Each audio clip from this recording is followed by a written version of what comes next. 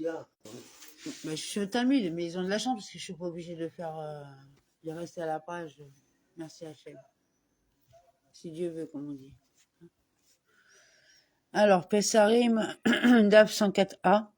Celui qui disait qu'il faut mentionner une expression semblable au début des bénédictions à proximité de leur conclusion dirait qu'il n'est pas nécessaire de dire. Entre la sainteté du Shabbat et la sainteté de la fête, tu as distingué, avant de conclure, la bénédiction. Comme le début de la bénédiction fait simplement référence au sacré et au profane.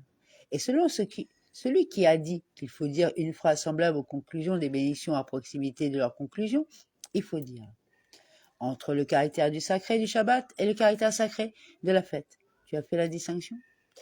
La Guémara revient elle-même sur le sujet, surmentionné. Rabbi Elazar de Morbini a dit que Rabbi Oshaya de Morbini a dit celui qui diminue le nombre de distinctions mentionnées dans la Duala ne doit pas diminuer leur nombre à moins de 3. Et celui qui augmente leur nombre ne doit pas les augmenter à plus de 7. La Guémara soulève une objection de la part de la Tosefta. On dit des déclarations de distinction à la fin du Shabbat, et à la fin des fêtes, et à la fin de Yom Kippour, et à la fin du Shabbat qui mène à une fête, et à la fin de la fête, conclusion d'un festival qui mène au jour intermédiaire d'un festival. Cependant, on ne mentionne pas les distinctions à la fin d'une fête qui mène au Shabbat, car le caractère sacré du Shabbat est plus grand que celui d'une fête. Celui qui a l'habitude de réciter des distinctions peut réciter plusieurs distinctions, et celui qui n'a pas l'habitude de le faire ne récite qu'une seule distinction. Cette décision implique qu'il n'existe aucune obligation absolue de mentionner plus d'une distinction. La Guémara répond, il s'agit d'une dispute entre Ta'anim, comme le dit le Rabbi Yohanan de mémoire béni. Le fils des sacrés ne récite qu'une seule distinction, mais le peuple avait l'habitude de réciter 3 distinctions. La Guémara demande, qui est cette personne appelée le fils des sacrés? La Guémara répond, Rabbi Menachem bar Simaï de mémoire béni. Et pourquoi l'appelait-il le fils des êtres sacrés? Parce qu'il ne regardait pas les formes des pièces de monnaie, qui étaient parfois des symboles idolâtres ou une autre image interdite. La Guémara raconte que Rav Shmuel bar Idi de Morbeni envoyait à Rabbi Menachem bar Simaï de Morbeni le message suivant. Mon frère, Anania de Morbeni, dit qu'il ne faut pas mentionner qu'une seule distinction. Cependant, la Guémara conclut. Et la Duala n'est pas conforme à cette opinion. Rabbi Yoshua ben Levi de Morbeni a dit, celui qui récite la Halvala doit prononcer des distinctions similaires à cette énoncée explicitement dans la Torah. Il ne faut pas ajouter d'autres distinctions. La Guémara soulève une objection de la part d'une Beretta. Comment doit-on dire l'ordre des distinctions dans la Halvala? On récite. Qui distingue le sacré du profane? Entre la lumière et les ténèbres, entre Israël et les nations, et entre le 7e jour et les 6 jours de travail, entre le rituel impur et le rituel pur, entre la mer et la terre ferme, entre les eaux supérieures au-dessus du firmament et les eaux inférieures au-dessous du firmament, et entre les prêtres, les Lévites et les Israélites. Il s'agit d'une version étendue de l'Halvala qui comprend des références à 7 distinctions. La Beretta continue, et on conclut la bénédiction par l'ordre de la création. Bienheureux celui qui arrange l'ordre de la création, ou qui ordonne la création. Et d'autres disent qu'on conclut par qui façonne la création. Rabbi Yosei de Morbeni, fils de Rabbi Yehuda de Morbeni, dit que l'on termine par la phrase qui sanctifie Israël. La Guémara explique son objection. Et si ce que dit Rabbi Yoshua ben Levi de Morbeni est vrai, la distinction entre la mer et la terre ferme ne devrait pas être mentionnée, car le terme distinction n'est pas écrit à propos de cette question. La Guémara répond, supprimez ici la distinction entre la mer et la terre ferme. La Guémara demande, si tel est le cas, la distinction entre le 7e jour et le 6e jour de travail ne doit pas non plus être prise en compte dans la décompte des distinctions, car elle n'est mentionnée que pour répéter quelque chose de similaire à la conclusion. Par conséquent, il manque encore une distinction à ce texte de l'Halvala, ce qui signifie qu'il n'y a pas cette distinction totale. Et répondent à cette question. La distinction entre les prêtres, les Lévites et les Israélites est double, c'est-à-dire qu'elle compte comme 2 distinctions distinctes.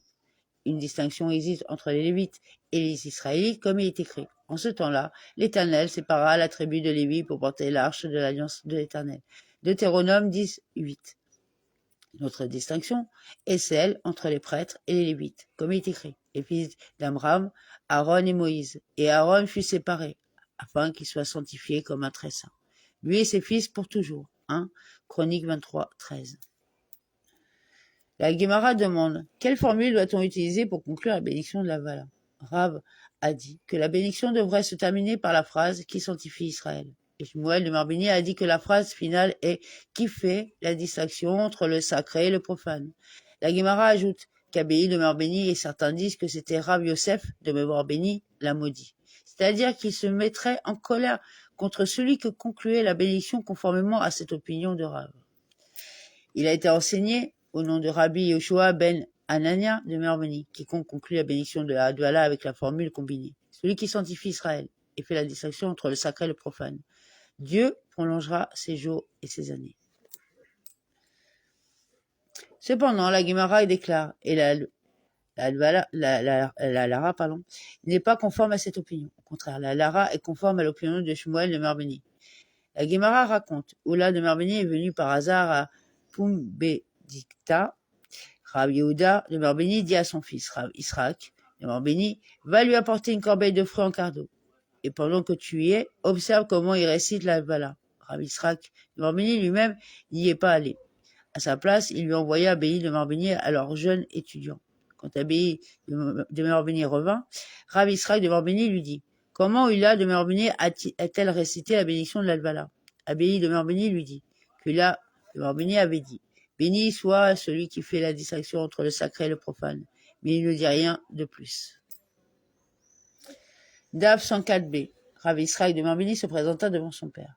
Rav Yehuda de Marbini lui dit, comment Hula de Marbini a-t-elle récité l'Hadvala? Il lui dit, moi-même, je n'y suis pas allé. Au lieu de cela, j'ai envoyé Abéi de Marbini qui m'a dit que Hula de Marbini récitait, qui fait la distinction entre le sacré et le profane. Rav Yehuda de Marbini se mit en colère et lui dit, la hauteur et la fierté du maître ont amené le maître à agir d'une manière qui garantissait que la Halara ne serait pas prononcée en son nom. Autrement dit, si vous y étiez allé vous-même, cette Halara vous aurait été attribuée. Mais en raison de votre hauteur et de votre orgueil, elle sera transmise au nom d'Abéi de Marbini. La Guémara élève une objection à la pratique du la de Marbini de la part d'une Beretta. Concernant toutes les bénédictions, on commence la récitation par bienheureux et on termine leur récitation par bienheureux sauf les bénédictions sur les mitzvot. Bénédiction sur les fruits, bénédiction qui se juxtapose à une autre bénédiction dans l'ordre de la prière, par exemple pendant la prière de l'Amida, et la bénédiction finale après le schéma. La Beretta précise, ces bénédictions sont différentes, car certaines d'entre elles commencent par bienheureux et ne se terminent pas par bienheureux, par exemple. La bénédiction sur les mitzvot et avant de manger, certaines d'entre elles se terminent par bienheureux et ne commencent pas par béni, comme une bénédiction juxtaposée à une autre bénédiction. Et la bénédiction, celui qui est bon et fait le bien, est exceptionnelle, car c'est une bénédiction qui se juxtapose à une autre bénédiction, et pourtant elle commence par bienheureux et ne se termine pas par bienheureux. C'est difficile pour l'opinion du la de Marbini qui a commencé mais n'a pas conclu la bénédiction de l'Hadvala par bienheureux. La Guémara répond, Hula de Marbini aurait pu vous dire, cette bénédiction est également considérée comme une bénédiction sur les mitzvot. Elle ne nécessite donc pas de conclusion séparée. La Guémara clarifie cette réponse. Quelle est la raison pour laquelle les bénédictions sur les mitzvot ne nécessitent pas de conclusion distincte? C'est parce qu'une bénédiction sur mitzvah est une déclaration de louange. Et comme elle n'inclut rien sans rapport avec la louange, par exemple une demande ou une supplication, il est inutile d'ajouter une bénédiction finale distincte. Cette bénédiction de l'Hadvala comprend également uniquement des louanges. La Guémara raconte que Rav Anania bar Shelemiya de Marbini et d'autres étudiants de Rav étaient assis à un repas la veille de Shabbat peu avant la tombée de la nuit. Et Rav Amunad de Marbini l'Ancien se tenait au-dessus d'eux pour les servir et lui dire « Va voir si le jour du Shabbat est devenu sanctifié jusqu'à la tombée de la nuit. Si tel est le cas, nous interromprons notre repas en supprimant les tables et établirons sa continuation comme repas de Shabbat. » Rav Amnuna, l'ancien de Marbini, leur dit « Vous n'avez pas besoin de faire cela, car le Shabbat l'établit lui-même. Tout ce que vous mangez après la tombée de la nuit est automatiquement considéré comme un repas de Shabbat, même sans aucune action spécifique le désignant comme tel. »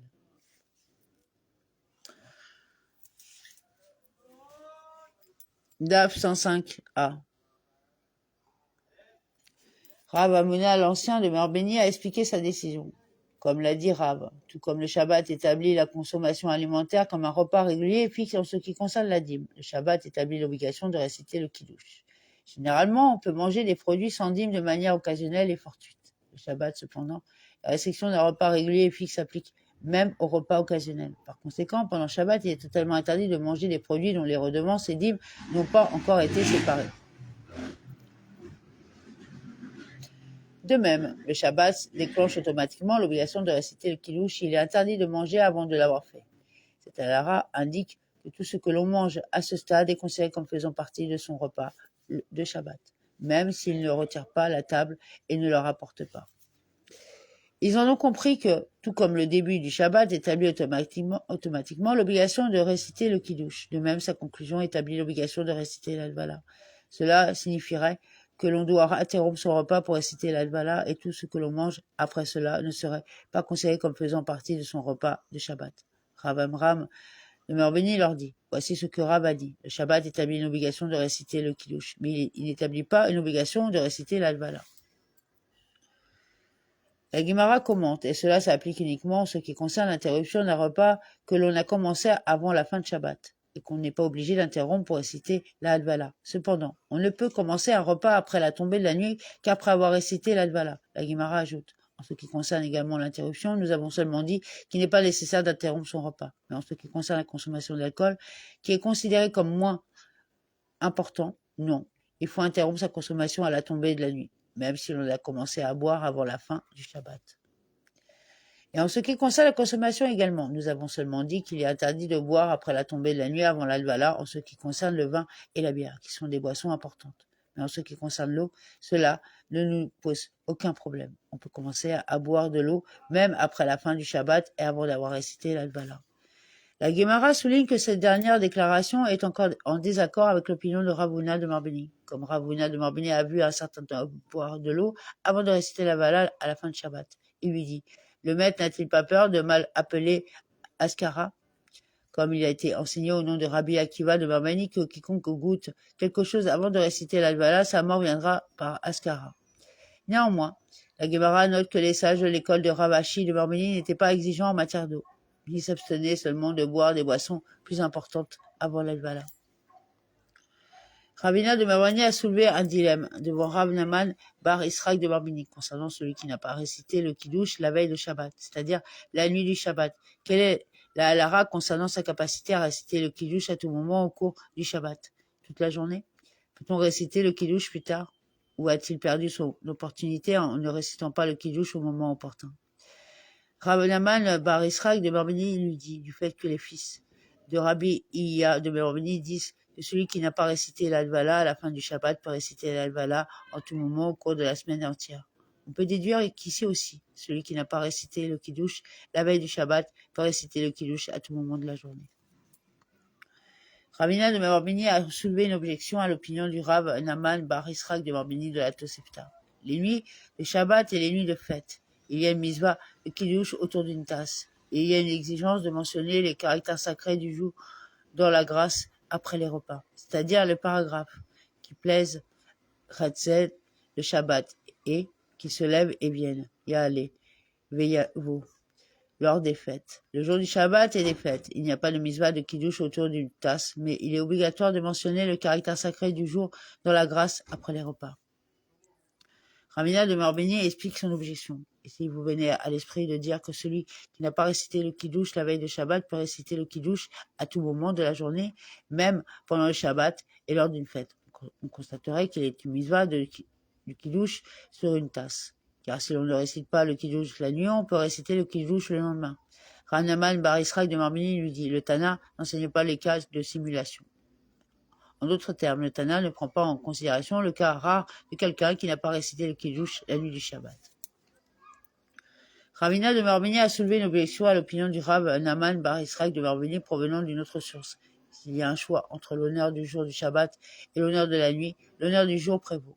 Et si quelqu'un n'a qu'une seule tasse, il doit réciter dessus.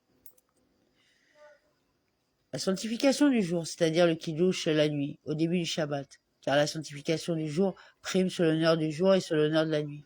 Et s'il en est ainsi, que celui qui ne récite pas le Kiddush la nuit puisse le faire à tout moment de la journée, qu'il laisse la coupe du vin jusqu'au lendemain et l'utilise pour deux misvot, car il peut réciter le Kiddush pendant le jour et honorer simultanément le jour du Shabbat en buvant du vin. Rav Naman bar Israq de Marbeni lui dit, misva est aimé en son temps. Ravina de Marbeni s'est opposé à cette réponse. Et disons-nous que Mitzvah est aimé en son temps? Mais cela n'a-t-il pas été enseigné dans une Beretta, celui qui entre chez lui à la fin du Shabbat et récite la bénédiction sur le vin, puis sur la lumière, puis sur les épices, et récite ensuite la Vala sur la coupe de vin. Et s'il n'a qu'une seule coupe de vin, il la garde après avoir mangé sa nourriture. Il l'utilise pour la grâce après les repas, et arrange toutes les autres bénédictions ensemble par la suite. Cette Beretta a dit que nous ne disons pas qu'une Mitzvah est aimée en son temps, car il n'est pas nécessaire de réciter l'Alvala immédiatement, c'est-à-dire avant de prendre son repas. DAF 105b. Excusez-moi pour la voix cassée.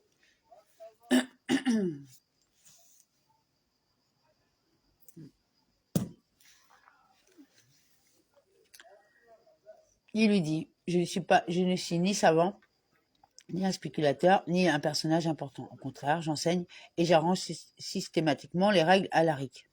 Et les savants instruisent les étudiants dans la salle d'études conformément à mon opinion. Je maintiens qu'il y a pour nous une différence entre l'arrivée du jour du Shabbat et le départ du jour. En ce qui concerne l'arrivée du jour, plutôt nous l'accueillons en récitant le Kiddush.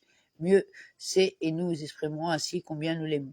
En ce qui concerne la fin de la journée, nous la retardons afin que Shabbat ne nous apparaisse pas comme un fardeau.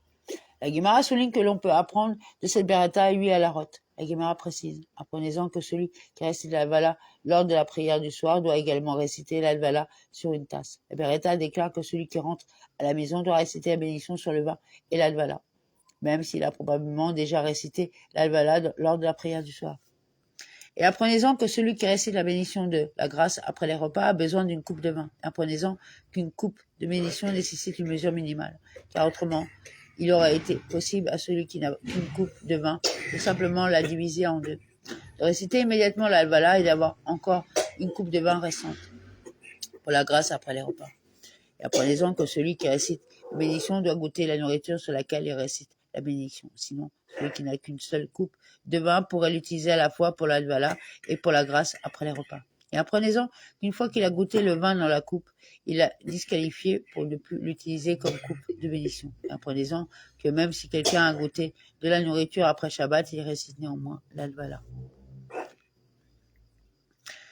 Et apprenez-en que si l'on n'a qu'une seule coupe de vin, on peut réciter deux sanctifications sur une seule coupe. Comme le dit la Beretta, qu'on peut réciter deux bénédictions totalement indépendantes sur une seule coupe. Et apprenez-en que cette Beretta est conforme à la décision de Beth Shammai de Meor Béni, conformément à l'explication de Rabbi Yehuda de Meor Béni, qui dit que Beth Shammai de Meor Béni soutient qu'il faut réciter la bénédiction sur le feu avant celle sur les épices. Rabashi de Meor Béni a dit, après un examen attentif, deux des déductions de la Beretta, la décision selon laquelle celui qui a goûté la coupe la disqualifie, et la décision selon laquelle une coupe de bénédiction nécessite une mesure minimale spécifique, sont en réalité une seule affaire et ne devraient pas être comptées séparément. Donc ça sera tout pour ce soir. Donc pareil, appuyez sur la cloche, mettez un pouce, et puis faites tourner, et puis mettre des étoiles pour essayer que nous puissions faire des mitzvot, faire plus de choses pour les autres. Merci infiniment. Toda Rabba, bonne soirée, bonne semaine, Shavua Tov, et à demain, si Dieu veut.